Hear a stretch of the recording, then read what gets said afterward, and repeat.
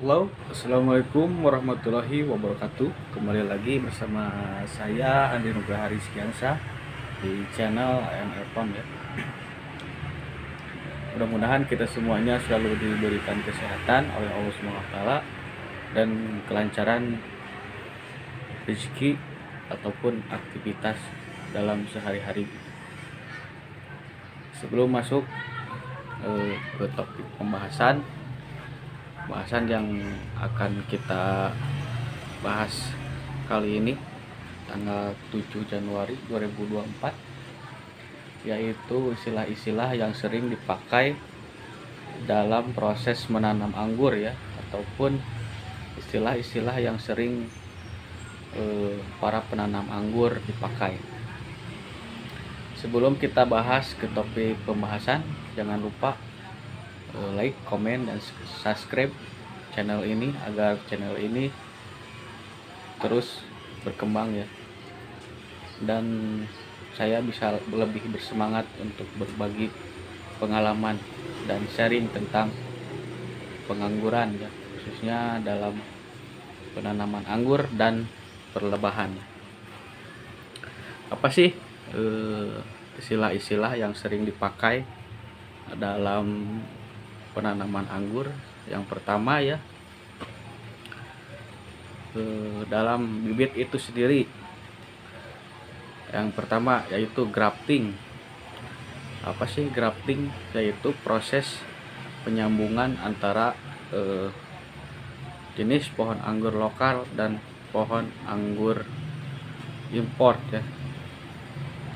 Proses tersebut dilakukan agar si pohon anggur itu bisa kuat, karena pohon anggur import itu tidak mudah untuk hidup, khususnya di cuaca di Indonesia ya, tidak mudah untuk hidup langsung di tanah yang di Indonesia khususnya.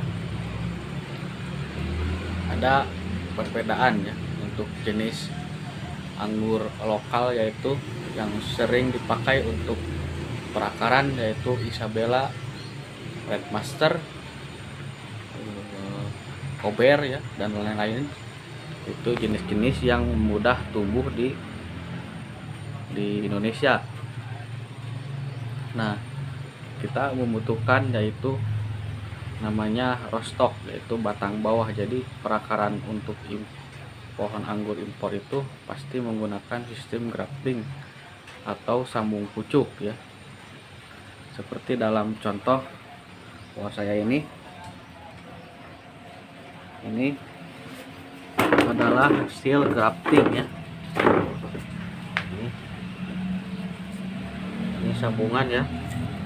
Ini kelihatan dari sini sambungannya seperti ini. Nah, yang kedua adalah sistem on root. Kalau on root itu jenis pohon anggur impor yang langsung ditancap ke tanah ya. Banyak kasus kalau on root itu sering mati ya, karena itu tadi perakarannya kurang bagus dan kurang berkembang ya. Jadi usahakan untuk di daerah kita itu menggunakan sistem grafting, atau kalau di istilah lain okulasi ya, disambung. Nah, yang ketiga yaitu masa vegetatif. Apa itu masa vegetatif? Yaitu masa pertumbuhan pohon anggur tersebut. Masa-masa tersebut adalah masa-masa yang rawan ya, rawan mati, rawan overdosis. Karena makanya dari itu kita harus menjaga kadar atau takaran pupuk yang kita pakai itu jangan terlalu berlebihan dan jangan terlalu kurang juga, karena akan menghambat pertumbuhan. Jikalau terkena overdosis bisa parah ya, atau ciri-ciri overdosis yaitu daun itu layu. Kalau lebih parahnya sampai mengering ya. Pinggirannya itu pertama layu dan mengering. Nah, itu salah satu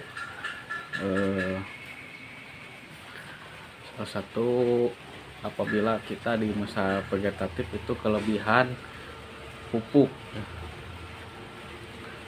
Nah, untuk yang selanjutnya yaitu masa generatif ya. Untuk masa generatif yaitu masa si pohon anggur itu dibuahkan. Biasanya umur pohon anggur itu antara 6 bulan sampai 1 tahun ya, tergantung kita kapan pohon anggur itu kita akan buahkan ya, apakah 8 bulan ataupun setahun. Biasanya saya yang menggunakan ini, yang saya aplikasikan itu di umur 8 bulan. Jadi umur 11 bulan itu lagi panen. Nah, yang selanjutnya saja ya, lupa saya, yaitu pruning. Apa istilah pruning? Yaitu pemangkasan ya daun pohon anggur. Biasanya dilakukan agar ketika kita mau membuahkan anggur ataupun jika pohon anggur kita terkena jamur atau penyakit yang lain ya. Kita bahas untuk pupuknya ya di masa vegetatif. Lupa, masa vegetatif biasanya kita memakai NPK 16-16 seimbang dicampur dengan air cuciran beras diselang-seling ya, agar si anggur itu bisa tumbuh dengan optimal. Nah, untuk masa generatif yaitu masa pembuahan, biasanya kita menggunakan MKP terlebih dahulu untuk memancing si bunga anggur itu muncul ya, karena tidak semua proses pembuahan itu bisa menghasilkan buah. Ada faktor keberuntungan ya yang ini. Nah, kita bahas lagi untuk pruning, yaitu dilakukan ketika kita mau pembuahan ya. Misalkan kita punya pohon anggur yang siap dibuahkan. Yang selanjutnya yaitu batang primer, yaitu batang inti ya. Batang inti yang menancap ke tanah ya, itu namanya batang primer. Yang selanjutnya yaitu batang sekunder ya. Batang sekunder itu batang yang biasanya sebagai penopang batang tersier ya, yaitu batang inti yang di atas primer. Kalau tersier cabang dari batang sekunder ya, jangan tertukar ya. Nah, yang kita pruning itu batang tersier ya. Kalau sekunder itu biasanya kita pangkas kalau udah panjang itu batang intinya ya, baru pertumbuhannya ke batang tersier ya. Yang selanjutnya adalah proses pondasi pruning. Pondasi pruning yaitu dilakukan ketika kita gagal untuk membentuk batang atau cabang tersier atau batang yang memunculkan buah ya. Nah, kita itu reposisi ulang ya, namanya pondasi pruning ya. Kita nolkan lagi jadi bentuk batang sekunder lagi, nanti si tersier kita bentuk kembali ya. Nah, mungkin itu saja ya informasi untuk video kali ini, mudah-mudahan bisa bermanfaat. Jikalau ada kekurangan bisa menambahkan di kolom komentar ya. Ini biasanya kan para pemula itu bingung apa namanya istilah-istilah dalam pengangguran ya. Untuk video kali ini mudah-mudahan ada manfaatnya. Wassalamualaikum warahmatullahi wabarakatuh. Salam pengangguran.